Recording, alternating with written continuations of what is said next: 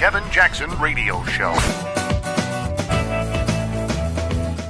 Yeah, Democrats have a pretty weak, feckless, and ineffective bench there. If you want to put up Eric Holder, please do so. He's a radical leftist. He's corrupt. He led a corrupt Justice Department that imperiled American citizens. So please, Democrats, we would love that. Bring it.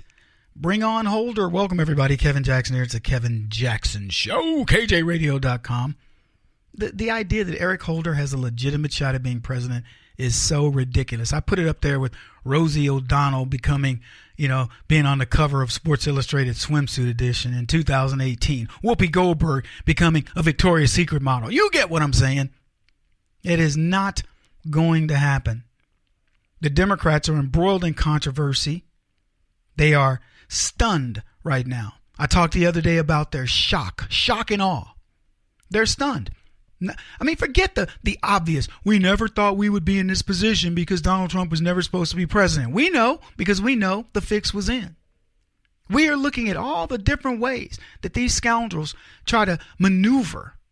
And think about what they covered up. Hillary Clinton getting millions of dollars, $145 million for the sale of uranium to our arch enemy, the very people she claims Donald Trump's working with, she's working with, gets, this isn't even in dispute that Hillary received $145 million from the Russians by way of their crooked foundation, this racketeering organization known as the Clinton Foundation, and we aren't even discussing it. Now, I get it. We got them on the ropes. We got all kinds of other things moving forward. But you know what? In shock and awe, you have to keep the pressure on in all fronts.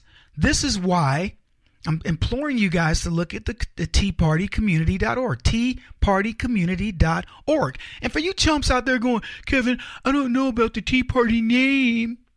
I say to you, what have they done? They killed any cops? Have they done any terrorist acts like Antifa or Muslim terrorists? What have they done except go somewhere, march peacefully, leave the place cleaner than it was? They've never threatened politicians or anything except at the ballot box, and you're afraid to represent them. Well, good for you. Because if that's your feeling, you're a coward. Hate to put it this way, but we don't need you. This movement no longer needs cowards. We need people willing to stand up. What has the Tea Party done that you are so embarrassed about? Except change your government. Is that what you're embarrassed about? Are you embarrassed that you helped elect the only honest president that we've had since Reagan? Are you upset that you've elected a guy who took the venerable Ronald Reagan, this is tough to say, and surpassed him year one and is well on his way to doing it for another year? What exactly are you embarrassed about? That he isn't presidential enough? What? What's got you?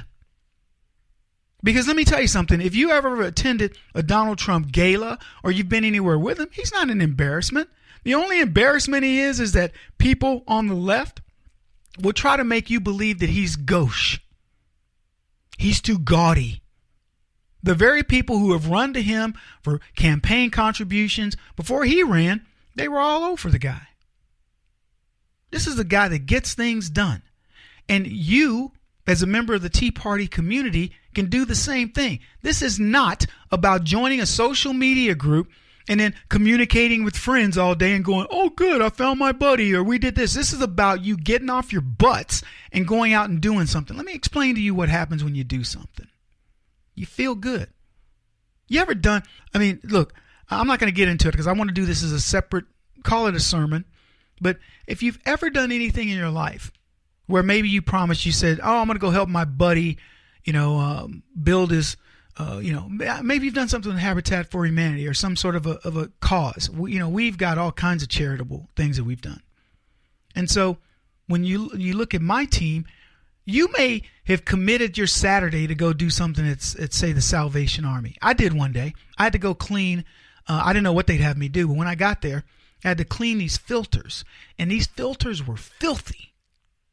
It was the worst job. You had to wear a mask, and it was black soot. It was crazy.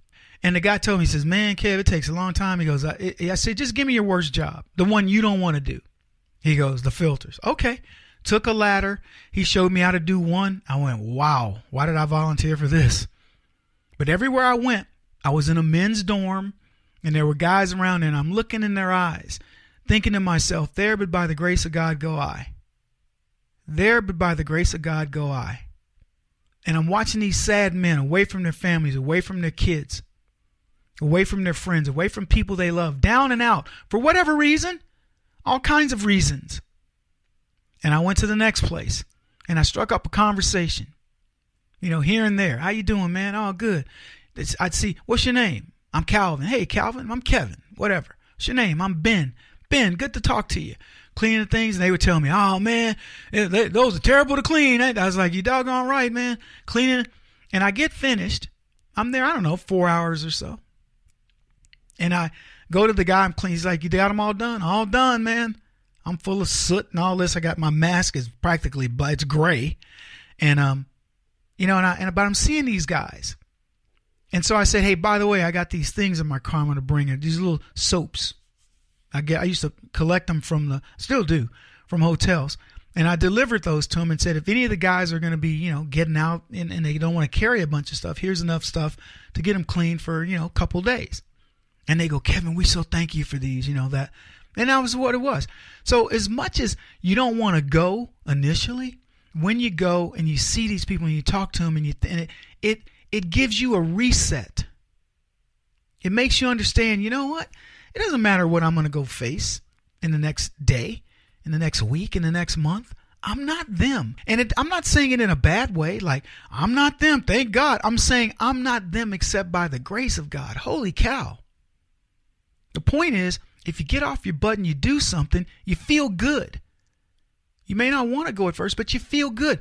That's what Tea Party community is about. It is political church because there's no difference between conservative and Christian conservative in my book. You may be Jewish conservative, but I'm saying you're a biblical conservative and you want to help. And it is not about talk. And the quicker you get over there and you join, the quicker we can start doing more things together. I can't do this by myself. And you know what? I'm tired of doing it by myself. Go to the website, KJ Radio, find out where to donate and help. And if you don't have the money, fine, donate your time. There's more ways to help this movement. And it isn't about some ideological thing. It is about what we should be doing because it's God's work. This is the Kevin Jackson Radio Show. Do you owe back taxes to the IRS or state? The secret to avoiding the IRS nightmare is to seek professional representation. My friends at Security Tax Associates provide the most cost-effective and ethical representation in the industry while helping to avoid seizures, levies, and wage garnishments. Security Tax Associates is here to ensure that the appropriate steps are taken to permanently eliminate any possibility of future tax burdens once and for all. For a free, no-obligation consultation, contact Security Tax Associates, 844-779-4177. That's 844-779-4177. 844-779-4177. Or visit them at securitytaxassociates.com.